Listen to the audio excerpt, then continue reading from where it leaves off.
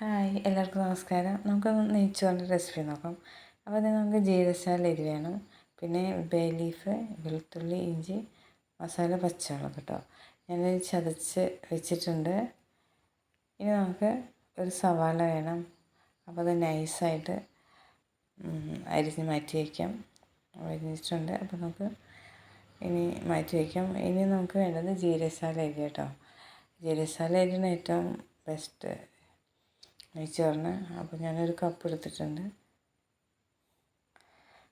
ഇതിന് നമുക്ക് ക്ലീൻ ചെയ്ത് കഴുകി വൃത്തിയാക്കിയിട്ട് നമുക്കൊരു 20 മിനിറ്റ് നേരം നമുക്കത് കുതിർത്തി വയ്ക്കാം കേട്ടോ.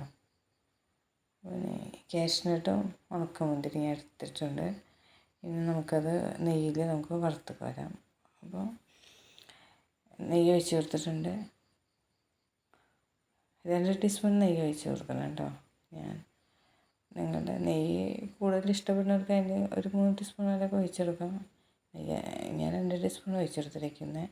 1 ടീസ്പൂണും കൂടി ഒഴിച്ച് കൊടുത്തിട്ടുണ്ട് കേട്ടോ. ഇപ്പം ഞാൻ കാഷ്നട്ട് ഇട്ടിട്ടുണ്ട്. ലോ ഫ്ലെയിമിൽ ഇട്ടാൽ മതി കേട്ടോ. കാഷ്നട്ട് നമുക്ക് ചെറുതായി ഒന്ന് വറുത്തെടുക്കാം. ഇനി നമുക്ക് മാറ്റി വെച്ചിട്ടുണ്ട് കേട്ടോ. ഇനി നമുക്ക് ഉണക്കമുന്തിരിയും കൂടിയും ഇതുപോലെ വറുത്ത് കോരിയെടുക്കാം കേട്ടോ.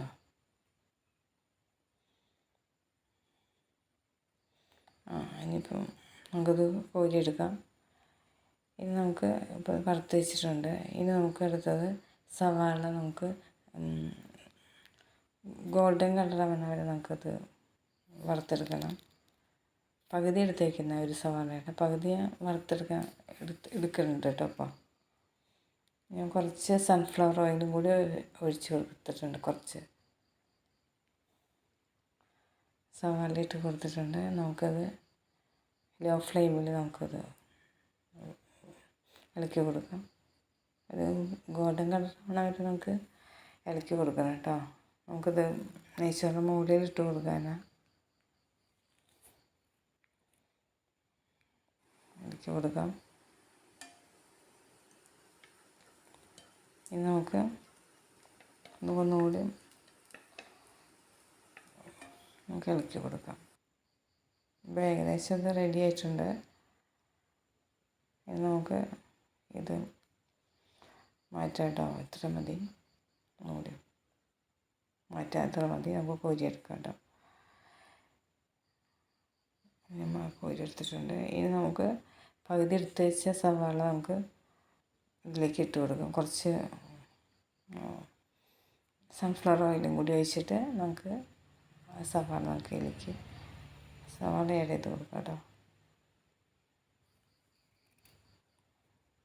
ഇതധികം വരിക്കൊന്നും വേണ്ട. നമുക്ക് കുറച്ച് ജസ്റ്റ് ഒന്ന് വാടി ഇതിൻ്റെ പച്ചപ്പൊന്ന് വിട്ട് കിട്ടിയാൽ മതി. അത് നമുക്ക് കുറച്ചും കൂടി കഴിഞ്ഞിട്ട് നമുക്ക് നമ്മൾ ചതച്ച് വെച്ചിരിക്കുന്ന മസാല ഉണ്ടല്ലോ, അത് നമുക്ക് ഇതിലേക്ക് ആഡ് ചെയ്ത് കൊടുക്കണം. ഇതിൻ്റെ ഒരു പച്ചപ്പ് വന്ന വരെ നമുക്കൊന്ന് ഇളക്കി കൊടുത്തതിന് ശേഷം നമുക്കത് അരിയിലേക്ക് ഇട്ട് കൊടുക്കാം.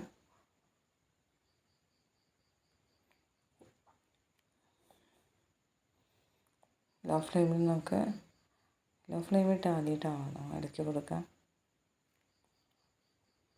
ഇനി ബേ ലീഫും കൂടി ഇട്ട് കൊടുക്കാം. നിങ്ങൾക്ക് വേണമെങ്കിൽ വെള്ളത്തിലേക്ക് അത് ആഡ് ചെയ്യാം. ഞാനിപ്പോൾ ഇതിലേക്ക് ഇട്ട് കൊടുക്കുന്നത് വെള്ളം 1.5 കപ്പ് വെള്ളത്തിൽ അരി കുക്കറിൽ ഇട്ട് വെച്ചിട്ടുണ്ട്. ഇനി നമുക്കതിലേക്ക് പാകത്തിന് ഉപ്പിട്ട് കൊടുത്തിട്ടുണ്ട്. ഇനിയിപ്പോൾ ഈ മസാലയും കൂടി ഇട്ട് കൊടുത്ത് നമുക്കൊന്ന് മിക്സ് ചെയ്തതിന് ശേഷം നമുക്കത് സ്റ്റൗ വയ്ക്കാം കേട്ടോ. കുക്കറിൽ വെച്ചിട്ടുണ്ട്. ഇപ്പോൾ ഇത് റെഡി ആയിട്ടുണ്ട് നമ്മുടെ ടേസ്റ്റി നെയ്ച്ചോറ്. ഈസിയാണ്, അതുപോലെ പെട്ടെന്ന് നമുക്ക് റെഡിയാക്കി എടുക്കാം. അതുപോലെ തന്നെ നല്ല ടേസ്റ്റാണ്. നിങ്ങൾക്ക് ഇഷ്ടമായിട്ടുണ്ടെങ്കിൽ ഒന്ന് ട്രൈ ചെയ്ത് നോക്കുക കേട്ടോ. Thank you so much. ഇത്ര സമയം എൻ്റെ വീഡിയോ കണ്ട എല്ലാവർക്കും ഞാൻ താങ്ക്സ് പറയുന്നു. Thank you. അടുത്ത വീഡിയോ ഞാൻ വരുന്നുണ്ട്. കാണാൻ ശ്രമിക്കണം കേട്ടോ.